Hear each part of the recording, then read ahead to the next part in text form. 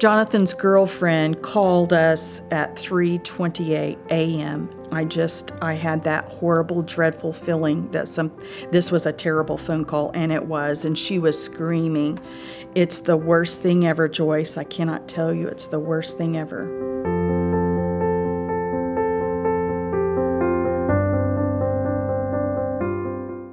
Jonathan is an electric lineman, and he works long hours, 12-hour shifts, and he had just finished a 6-day straight, and it was coming up on the 4th of July weekend. That evening when he got off work, he and a bunch of his friends, a girlfriend and others, just were enjoying themselves, and late in the night got on his bike, his motorcycle, and didn't make a turn and hit a telephone pole.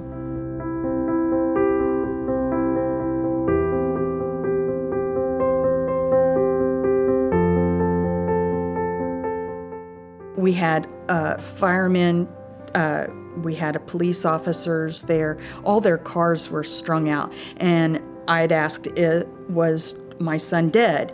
And they said, "I am so sorry, I cannot tell you." And I said, "Well, is he breathing?" And they said, "I cannot tell you that. You need to get in your car and go to Miami Valley. And we're fixing to take him off in the helicopter."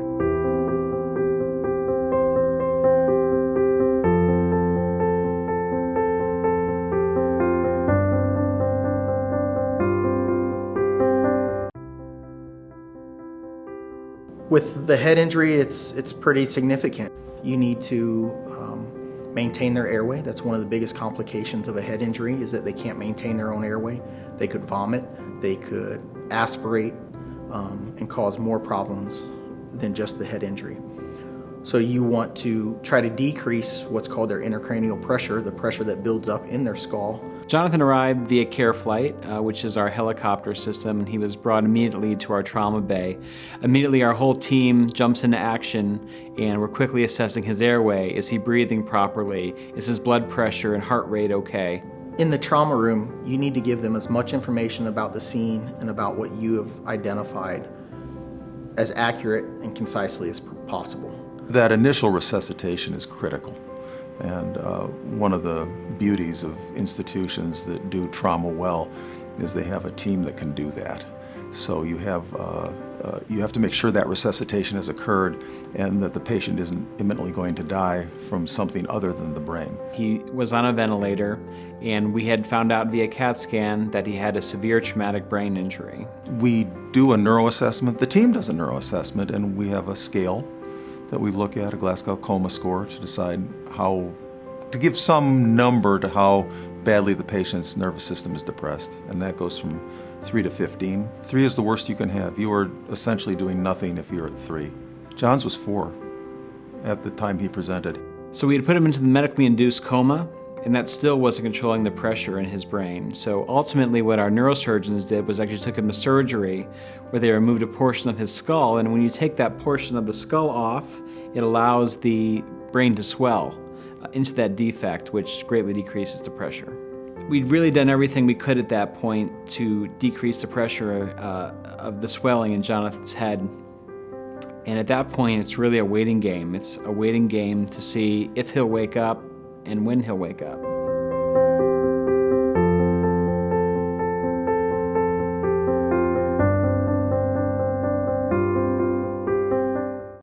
We had a prayer vigil here with a whole group of people, 70 to 80 people met here out on the grounds, and they prayed, and I told them I would tell them that Saturday night after the prayer vigil, and it looked like we probably would be saying goodbye to our son, but I would not hold any conference with the doctors until after that. Upon going upstairs to be with Jonathan to let him know that we had a prayer vigil, Jonathan, who had not moved at all, no stimuli to pain, no movement at all to show us that he was in there. He up and moved his head from right to left. Nothing short of a miracle. I've never seen anything like it before. There's a lot we don't know about people with traumatic brain injuries, how they recover, how well they do. there's only so much we can do as physicians, and it's kind of all up to the patient and the love from the family he's had to recover from something like this.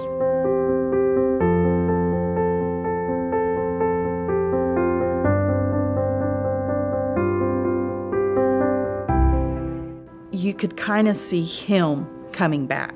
It was him. It wasn't a new person, where we were so afraid that we would have someone different than Jonathan, a new Jonathan. Of course, Jonathan's looking at you like, why? I haven't left. I've been here all along. What do you, and he still does that even today.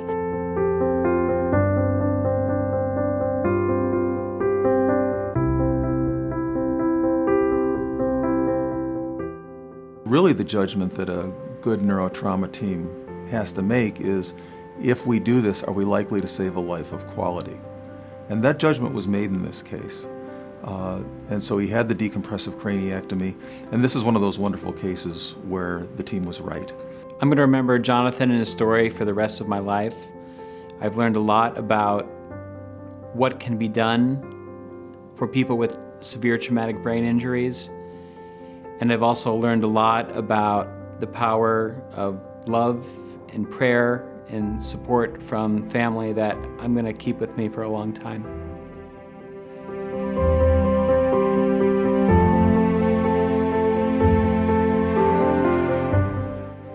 I'm just so thankful for the physicians that were on that day. They did not stop. They worked on him like it was their own child, and I appreciate them to no end.